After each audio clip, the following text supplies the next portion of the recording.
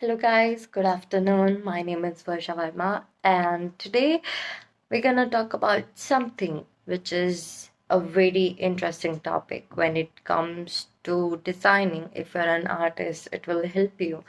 If you're stuck somewhere, being being a designer, I know we get stuck at some point that we are not able to express our imagination or commute our ideas effectively. So this is most probably this video will help you a lot in the terms of building a clear concept.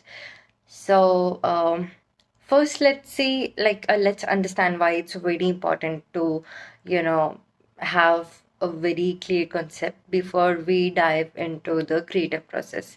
So, a clear concept serves the foundation for your drawing, for your inspiration, and it guides you throughout the whole process, whether it's your mood board, whether it's your inspiration board, whether it's your silhouette board or color board or trims and accessories, surface silhouette development board, or anything so having a clear concept give you a very wide picture and very clear picture of your work, like how you're going to do it and what all is. So I'm going to give you 6 tips that how can you work on building a very clear concept, and this is going to be really effective steps for you. You can follow these steps and trust me, it is how I work, and about my concept, I do a lot of research. So let's get going. So the first thing we have, take a piece of paper. Take a piece of paper and write down everything, whatever is coming to your head. Like, don't think about it much, whatever is there. Okay, let me just give you an example. I wanted to take an inspiration from the jalis of Hawa Mahal, which is in Jaipur. So, what all ideas do I have? So, when I talk about the jali, this is what comes to my head: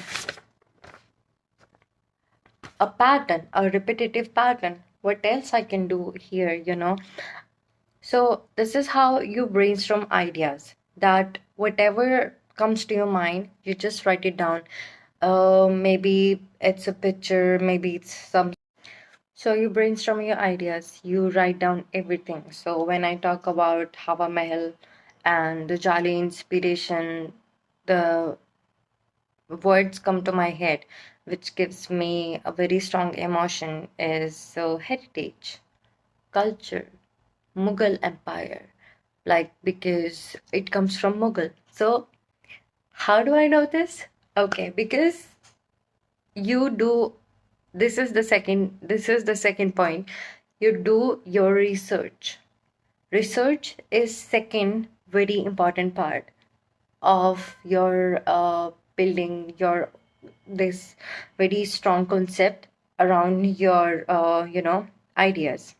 So when it comes to doing a research, you should seek inspiration from everything which is surrounded by you. You can just look at the pictures, you can just look at the nature, the art. You can also reference other designers work, which gives you a little bit essence of your own inspiration. Like in my case, if my inspiration is the Jali, I can look at other designers out there whose work is giving a very essence of balance and harmony, not very asymmetrical, because my inspiration is all about repetitive patterns. So I can't go somewhere which is asymmetrical. So I have to look into the design which is very symmetrical. And this is the second part. You can do as many research as you can. There is no full stop in doing a research. You can get so many knowledge, so many resources which gonna serve your head in the terms of, uh, uh, it can feed your brain with like a lot of ideas and, inspirations. The third most important tip is do a mind map. Like in mind mapping, you can organize your ideas. Like you can draw a central point. Like let's say that my inspiration is about harmony. So I'm gonna write harmony. This is gonna be my harmony, and then I'm gonna do this. I'm gonna organize my ideas like this, and it will help me to create a visual roadmap for my inspiration and for my concept. What I mean by that is, I will explain. So, mind mapping is all about organizing your thoughts. Let's say you're a fashion designer, you are a student, you just know that you're very much inspired from the, architecture of Hava Mahal. Now, what you're going to use in the fabrics, how the silhouette is going to be like, what else you can do on the surface of your, garments, who's your client is. There are like so many points you can, put in your mind mapping. So basically, mind map can, enhance your creativity, and it can also remove your, uh, all the obstacles which is going to be there, like all these complicated points where you get stuck in your creative process. Like let's say that what kind of fabric I'm going to buy. For that, you just think about it, that do you really want to do you want your fabric to resonate with your the heritage part of your inspiration. So you can look at bandhani. Bandhani got those patterns. So you can get a bandhani which got a pattern, gives you like a very harmonious sort of tessellation. It will give you a nice effect. Or you can work with leheria. You can work with some embroideries. That's how you do mind mapping. And mind mapping also helps you to break down your concept into very small pieces, and that will make it like more manageable in your whole process, because that's how you can keep every element at their places. Like let's say that at one point I'm going to just work with the fabrics, but then what are the silhouettes I'm going to make from this fabric? So this is like another topic you can cover in mind mapping. So basically, mind mapping is not only about generating ideas, but it also shoot your troubles. It will, and you will not get stuck anywhere. So better to organize your mapping process. The fourth process I'm gonna talk about is which is like my favorite part, and I'm gonna tell you how I do it, right? Because it's about doing a lot of sketching. I know, as a student, when I was a student, I was told to, you should get like really creative when you're sketching about something. You should think through your concept, and from your inspiration, you have to draw each and every element from your inspiration, and that should reflect in your sketching. So that's so my thing is about how can you not get stuck and create a magic out of your inspiration. So what do I really mean about thumbnail sketching? But in my personal opinion, I call it doing a patchwork when it comes to the sketching. All you need to do is just sketch all the ideas, whatever is there in your head, like sketch everything whatever is there.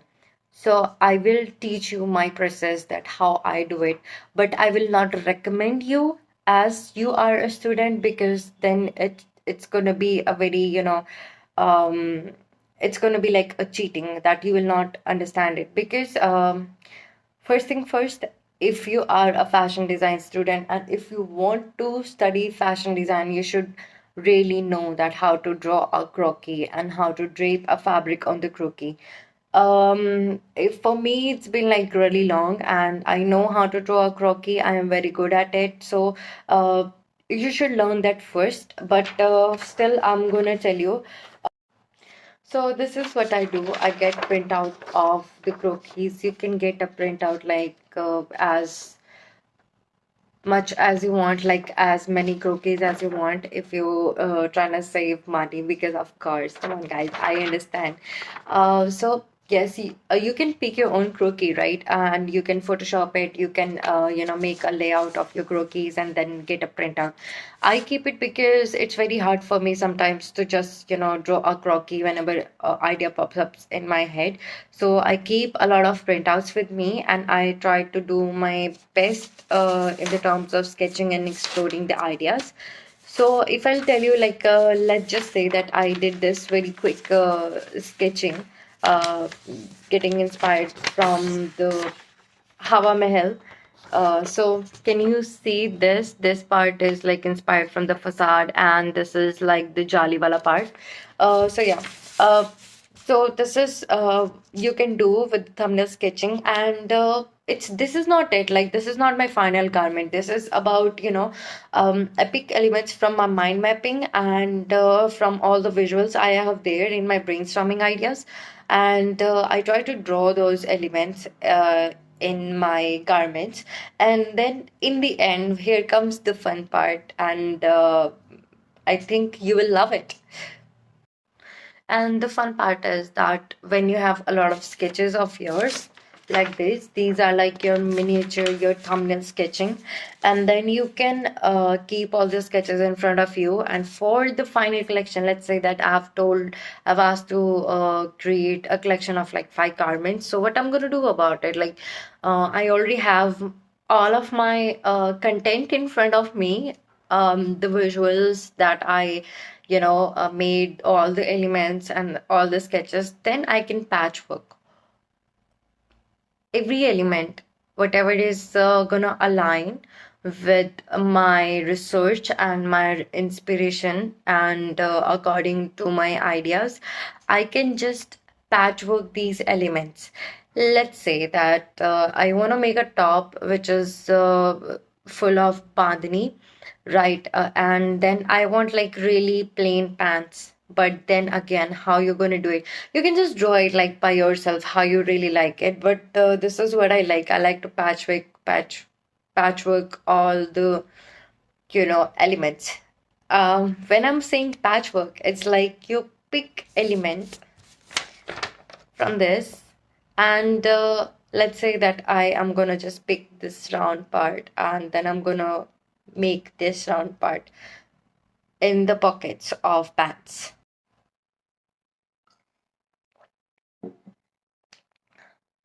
So here comes the next and very important part in your building a very clear concept for your work, that is storytelling. So with all this work, with all this huge content of yours, what story are you conveying, like through your garments, through your mood board, through your inspiration board? Like, consider these different elements, like the composition of your garments, like the color, and what is your perspective, and how can it contribute to your narrative. By telling a story, you can also come to this conclusion that what kind of clients you are looking for your collection, because this is like again very important part, that who is your client, who's gonna wear your garments, like who is he? Is it like a woman who's a housewife, or is it like a woman who's going to office and also taking care of her house, and is it like a woman like me who goes to college, or a teacher, or who is gonna wear your garments? So storytelling will sell your garments. I want you to understand the very meaning behind building a concept. So it will help you to. It's like, you got to be really open with your concepts and your perspective. So, uh, uh, like, it will also help you to avoid, you know, to avoid all the mistake is gonna be there, like somewhere you feel like that you're out of ideas in your mind. But if you're gonna keep all these steps in front of you, all these boards in front of you, and even the text, it will help you to, you know, actually do something which is a magic as a designer. And then you can also, can explain it in a very, better way to your, faculties and to your clients even. So last but not least, I am gonna, say that you should seek assistance from your faculties and from your seniors. Show them your work and ask them that what is their feedback for your work. So this is it, and I hope that it's gonna help you. I know that I can do much more in a video. I can show you visuals around it, but my thing is more of like giving a lectureship, but in future for